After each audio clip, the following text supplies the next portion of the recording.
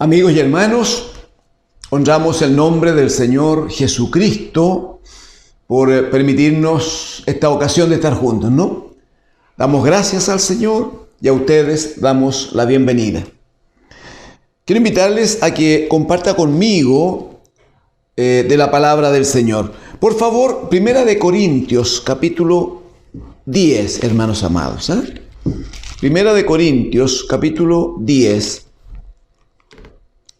Vamos a leer los primeros 5 versículos a fin de que trabajemos allí lo que podamos. Amén. Primera de Corintios, capítulo 10, versículo 1 al 5. Leo en el nombre del Señor Jesucristo. Porque no quiero, hermanos, que ignoréis que nuestros padres todos estuvieron bajo la nube y todos pasaron el mar. Y todos en Moisés fueron bautizados en la nube y en el mar. Y todos comieron el mismo alimento espiritual y todos bebieron la misma bebida espiritual porque bebían de la roca espiritual que los seguía, y la roca era Cristo. Pero de los más de ellos no se agradó Dios, por lo cual quedaron postrados en el desierto. Amén. Amén al Señor. Hemos estado examinando en las sesiones recién pasadas. Hemos aprendido de la Escritura, no de la palabra del Señor. Hay una expresión tan hermosa. Allí en el Salmo 127, versículos 3, 4, dice que los hijos son herencia del Señor.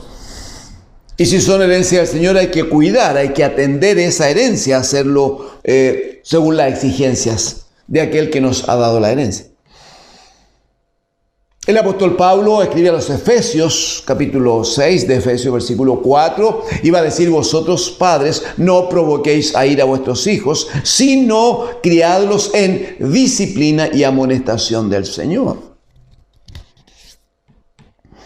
Entonces hemos intentado revisar juntos, observar a través de las Escrituras cómo es que Dios, nuestro Padre, tiene una sola línea en cuanto a la disciplina, en cuanto a la conducta, en cuanto a lo que Él exige para un hijo suyo.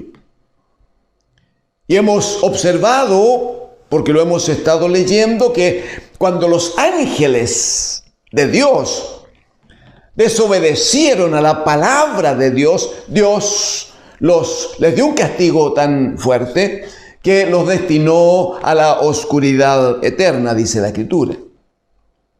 Cuando el mundo en los tiempos de Noé pecó y desobedeció a Dios, dice que Dios los exterminó a todos a través de un diluvio imposible de controlar. Solo 8 personas fueron salvas, porque el mismo Dios que envía el castigo, que envía la disciplina, poderoso es para crear vías de protección, vías de salvación para aquellos que le aman.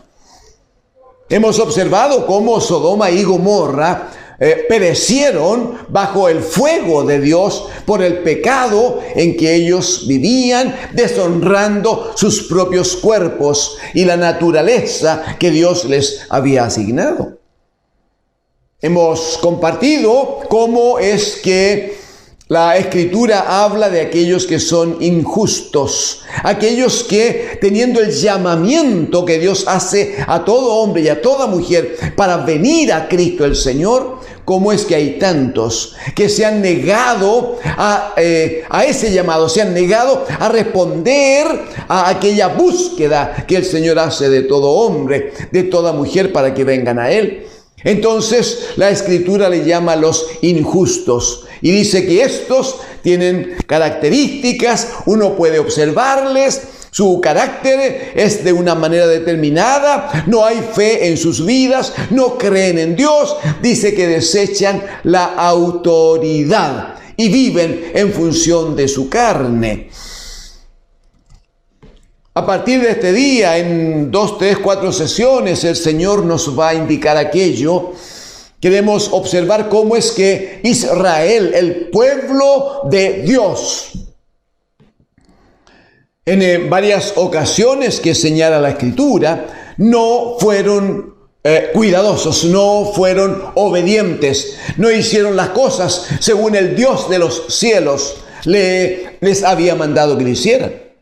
Y lamentablemente tuvieron que asumir las consecuencias. Hemos leído recientemente una porción aquí en las Escrituras, 1 Corintios capítulo 10, donde el apóstol va a entrar en un análisis que está brevemente dicho, pero que tiene una enorme extensión. Intentaremos acceder a algunos pasajes que nos ayuden a comprender lo que el apóstol está enseñándonos. Lo primero que él dice, cuando dice nuestros padres, ¿no? Capítulo 10, verso 1, porque no quiero, hermanos, que ignoréis, dice que nuestros padres todos estuvieron bajo la nube y todos pasaron el mar. No tengo duda de que ustedes saben o recuerdan que el apóstol Pablo es también un judío, es un israelita, un hebreo. Él es de la tribu de Benjamín, lo señala la Escritura. Él fue un hombre estudioso de las Escrituras, fue criado a través de un hombre que enseñaba profundamente la ley de Dios. Y el apóstol Pablo, dentro de la ley judía, dentro de la religión judía, examinó la ley de Dios y llegó a alcanzar el nivel de fariseo, una secta, un grupo muy importante dentro de la religión.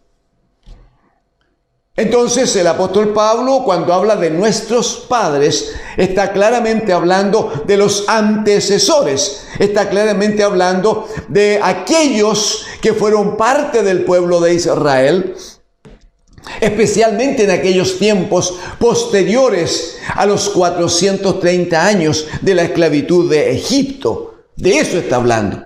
Entonces está diciendo que una vez que ellos salieron de la esclavitud de Egipto y Dios los llevó por el desierto, dice, nuestros padres en aquellos tiempos vivieron experiencias tan increíbles como, dice, todos estuvieron bajo la nube y todos estuvieron bajo las aguas del Mar Rojo.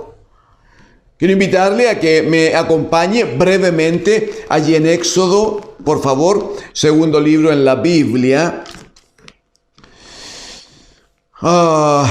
Éxodo, en el capítulo 13, por favor, 13, versículos 20, 21 y 22. Con el propósito de ayudar a algunos. Digo Éxodo capítulo 13, versículos 20, 21, 22, y leo en el nombre del Señor. Dice, partieron de Sucot, todo Israel, y acamparon en Etam a la entrada del desierto, y Jehová, atienda por favor, dice, y Jehová iba delante de ellos de día en una columna de nube para guiarlos por el camino, y de noche en una columna de fuego para alumbrarles a fin de que anduviesen de día y de noche. Verso 22, nunca se apartó de delante del pueblo la columna de nube de día, ni de noche la columna de fuego. Cuando dice nunca se apartó, está haciendo referencia a que el Señor estuvo en esa columna de nube de día y columna de fuego de noche. El Señor estuvo con ellos los 40 años que ellos anduvieron por el desierto. Pero no dudo que usted entiende claramente que esa nube era presencia de Dios. Entonces cuando Pablo dice a los corintios, nuestros padres estuvieron bajo la nube, lo que está diciendo es que estuvieron bajo la presencia misma del Dios de los cielos. El Dios de los cielos tomó una forma para manifestarse a ellos, para que ellos observaran cómo era un pueblo que habían vivido 4 o 5 generaciones como esclavos en un país absolutamente pagano como Egipto. Claramente no era un pueblo de fe. Les costó entender que Dios les sacaba la libertad. Como no tenían fe, entonces Dios juzgó necesario revelarse a ellos a través de figuras que pudieran observar.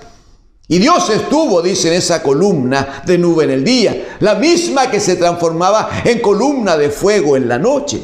De tal manera que pudieran avanzar, pudieran salir de la esclavitud, pudieran acercarse a la promesa que Dios les había hecho de una tierra prometida.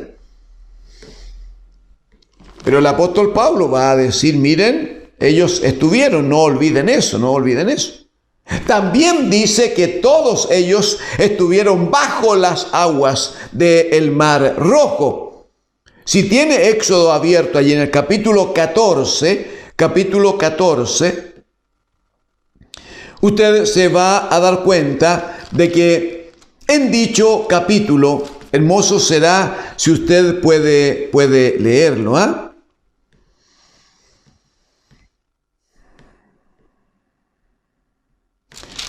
En el capítulo 14, por favor. Mire a partir del versículo 21, dice, extendió Moisés su mano sobre el mar. E hizo Jehová que el mar se retirase por recio viento oriental toda aquella noche, una noche completa en que el viento de Dios soplaba fuerte sobre el mar y las aguas empezaron a retirarse. Y volvió el mar en seco y las aguas, claro, quedaron divididas. Verso 22. Entonces los hijos de Israel entraron por en medio del mar en seco, teniendo las aguas como muro a su derecha y a su izquierda. Cuando el apóstol Pablo dice que todos pasaron el mar, en el versículo 2 va a decir que todos en Moisés fueron bautizados en la nube y en el mar. Cosa que es muy importante en términos espirituales. Porque la nube era presencia de Dios, ya lo dijimos. Dios es espíritu. Significa que durante 40 años ellos estuvieron bajo la acción, bajo la presencia del espíritu mismo de Dios. ¿Fue eso o no fue un bautismo del Espíritu Santo de Dios sobre ellos? Pero dice que también todos fueron bautizados en Moisés, fueron bautizados en el mar. Significa que todos estuvieron bajo las aguas del mar. Yo le invito a que haga el ejercicio, por favor, y van avanzando por este sendero, ¿no?, que el Señor les abre a través del Mar Rojo, pero dice literalmente, como lo hemos leído, que las aguas se levantaron entonces como un muro a la derecha y como un muro al lado izquierdo. Entonces, claro, estaba un muro alto. Sí, pero mientras más se levantaba el muro, por una cosa de visión óptica, claro, más se levantaba, entonces este muro se iba acercando, y literalmente ellos se vieron, ¿no?, pasando bajo ese gran muro de agua, ¿no?, por el cual el Señor les llevó. Usted me va a decir, alguien podría decir, no, pero que eso no es tan exacto porque tiene que ver con esto, la ilusión óptica, lo que quiera. Quiero recordarle que todo lo que las Escrituras muestran, hasta Cristo el Señor, todo el primer pacto es figura de lo que había de venir.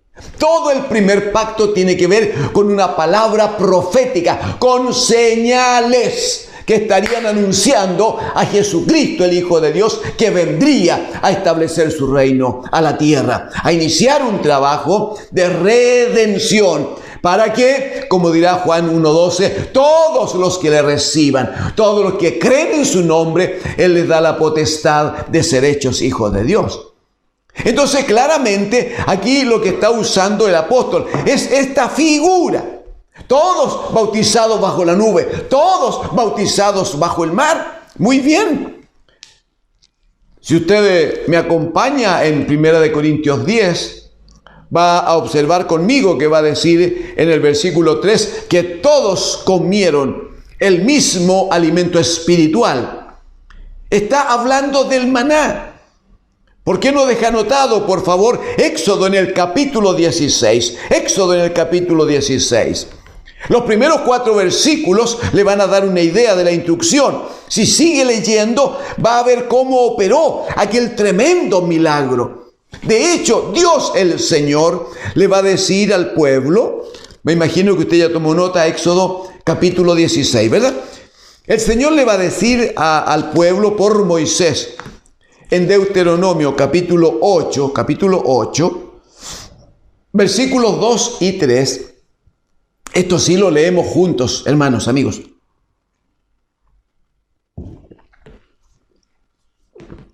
Deuteronomio capítulo 8, versículo 2 y 3 dice el Señor: y te acordarás de todo el camino por donde te ha traído Jehová tu Dios estos 40 años en el desierto, dice, para afligirte, para probarte, para saber lo que había en tu corazón, si habías de guardar o no sus mandamientos, los mandamientos de Dios.